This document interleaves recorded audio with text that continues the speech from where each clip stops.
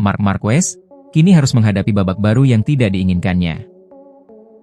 Musim 2025 terus menjadi mimpi buruk bagi Jorge Martin. Honda tampaknya akhirnya menemukan jalan keluar dari keterpurukan mereka.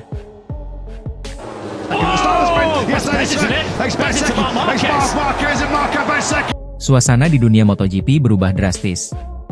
Sang juara dunia 2025, Marc Marquez, kini harus menghadapi babak baru yang tidak diinginkannya. Bukan duel di lintasan, melainkan operasi bahu kanan yang memaksanya meninggalkan sisa musim ini. Semua bermula di Grand Prix Indonesia, ketika Marco Bezzecchi dari Aprilia menabraknya dari belakang di tikungan 7, salah satu tikungan berkecepatan tinggi di Mandalika.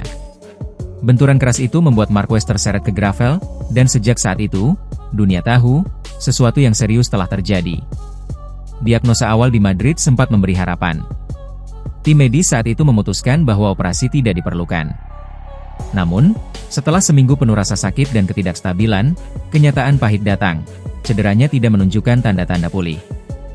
Ducati pun mengeluarkan pernyataan resmi yang membuat fans di seluruh dunia terdiam. Setelah pemeriksaan cedera tulang belikat kanannya, Marc Marquez telah menjalani operasi yang sukses di Rumah Sakit Ruber Internasional di Madrid, Spanyol. Tim medis yang sama menemukan bahwa fraktur korakoid dan kerusakan ligamen tidak menunjukkan tanda-tanda stabilisasi yang memadai setelah seminggu diimobilisasi. Oleh karena itu, mengingat risiko ketidakstabilan yang tersisa, diputuskan untuk melanjutkan stabilisasi bedah dan memperbaiki ligamen akromio-clavikular. Kini, Marquez sudah kembali ke rumahnya. Tapi alih-alih memegang trofi, ia memegang rasa sakit dan ketidakpastian. Ducati memastikan, pemulihannya akan menentukan kapan, atau bahkan apakah, dia akan kembali ke lintasan musim ini. Dengan gelar juara dunia sudah digenggam, sebagian mungkin berpikir ia bisa tenang. Tapi bagi Marquez, berhenti balapan bukanlah pilihan. Ia pernah berkata, "Aku bukan seseorang yang puas hanya dengan menang. Aku hidup untuk bertarung." Namun kali ini, pertarungan itu bukan melawan Bagnaia, bukan melawan Martin, bukan melawan Bezzecchi, melainkan melawan tubuhnya sendiri.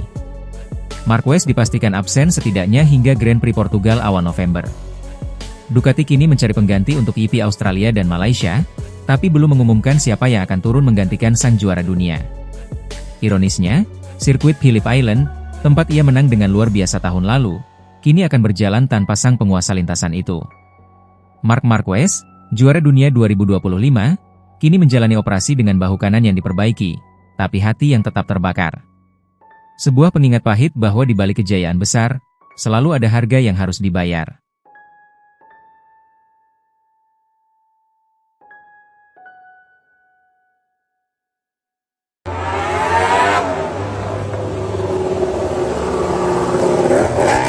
Musim 2025 terus menjadi mimpi buruk bagi Jorge Martin.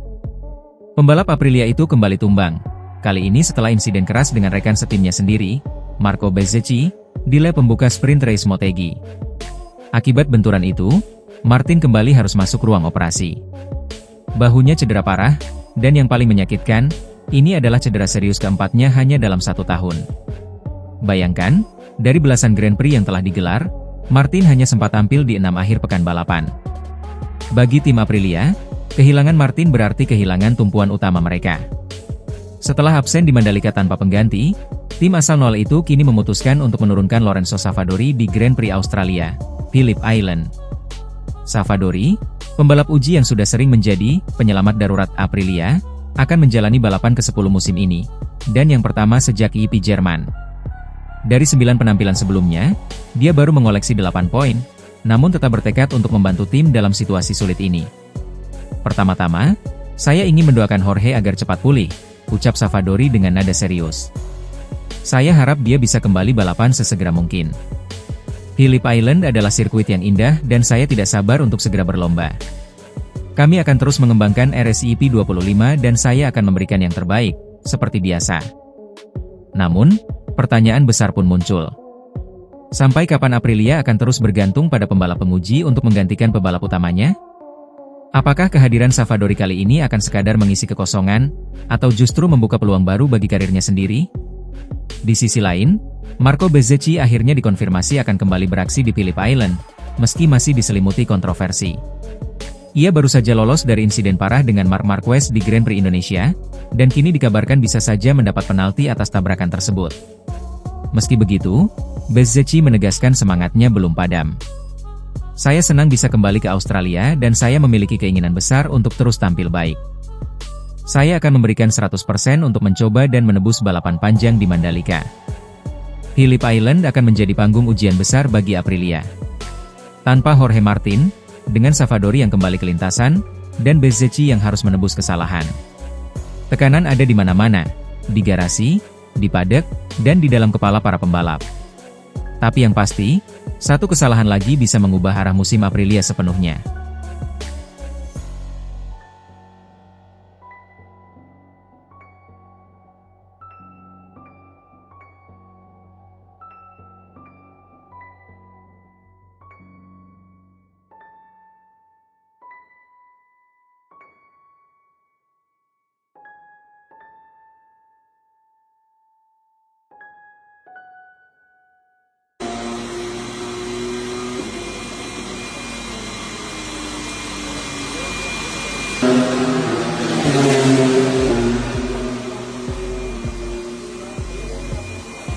Honda tampaknya akhirnya menemukan jalan keluar dari keterpurukan mereka.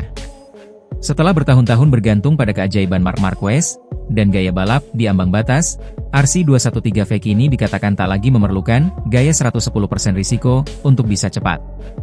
Pembalap penguji Honda, Stefan Bradl, mengakui perubahan besar pada motor 2025.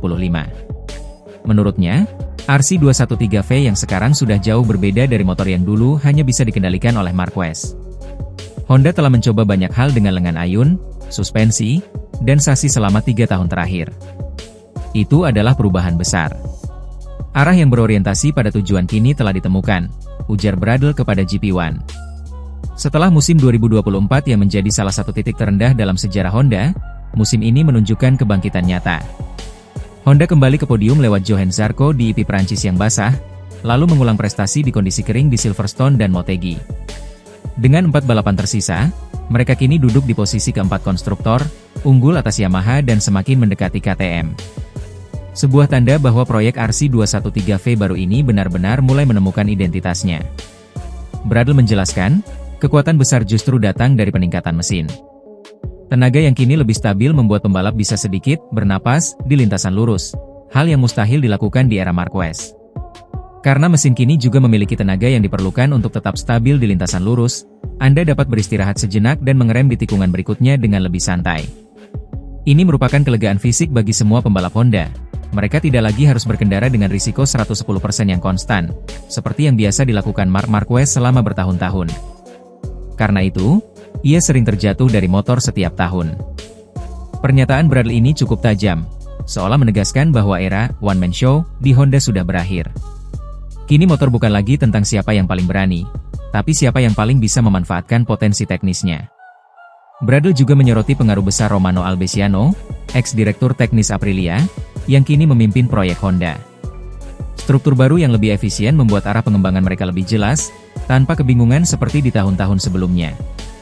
Struktur yang lebih baik dan efisiensi yang lebih tinggi kini telah tercapai, katanya. Hasilnya, Honda kembali jadi nama yang diperhitungkan di bursa pembalap. Juara dunia 2024 Jorge Martin bahkan dikaitkan dengan tim pabrikan Honda untuk musim 2026, sementara Pedro Acosta sempat masuk radar di awal tahun.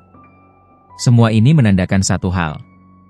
Honda sedang membangun ulang pondasi masa depannya, dan kali ini, tanpa harus mengandalkan kejeniusan ekstrim ala Marc Marquez. Jika arah ini berlanjut, RC213V bisa kembali menjadi motor yang kompetitif bukan karena satu pembalap hebat, tapi karena paket yang kuat secara keseluruhan. Dan itulah perubahan mentalitas yang selama ini mereka butuhkan.